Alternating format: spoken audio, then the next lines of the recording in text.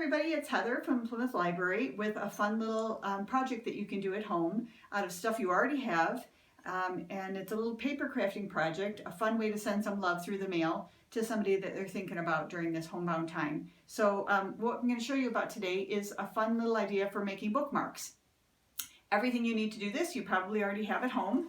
So what you'll need is just some old magazines, scissors, glue, packing tape, and if you have them, a hole puncher and some ribbon or yarn, something to put the little tassels on the top. So let's get started. So the first thing you're going to need is some cardboard, just out of your recycle bin, cracker box, a cereal box, what have you. I would recommend against corrugated cardboard because that's too thick. So you want something that's just a paperboard box. And you're going to cut out a piece that's about 1 1/4 inches wide by 5 or 6 inches tall, however tall you want to make the bookmark. The 1 1/4 wide is important because we want your bookmark to be skinnier than your packing tape. So cut out a piece of cardboard in a bookmark shape.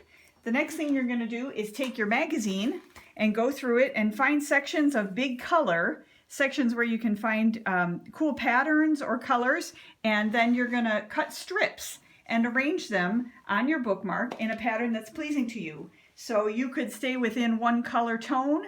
You could go in search of different patterns that you find in the magazine. Maybe you want to go brights, maybe you want to go animal pictures, what have you. So you're going to cut strips and you're going to take your cardboard and you're going to glue it. I'm using rubber cement, but you could use Elmer's glue or whatever you have. You want to put the glue on the ugly side of the cardboard so that the brown side will be a nice clean background for the back of your bookmark. So put your glue on the ugly side of the cardboard and then lay your strips across. Don't worry if the strips extend beyond the edges of the cardboard because we're going to clean that up. So put the glue on, lay your strips out in the pattern that you've already determined is pleasing to you, and then we'll do a nice trim to clean up the edges once you've got it all glued on there. And this is going to make all those overhangs go away and you'll end up with a nice clean product at the end that looks like that. The next step that we're going to do is laminate the bookmark with your packing tape. So lay your bookmark down on a nice solid surface and then take your packing tape and go right over the top of it and try to smooth out all those bubbles. Then we're going to flip it over and we're going to do the same thing on the other side. Once again, trying to be careful of smoothing out all the bubbles. Don't worry if you don't line up the tape exactly because we're going to trim that off just like we did before.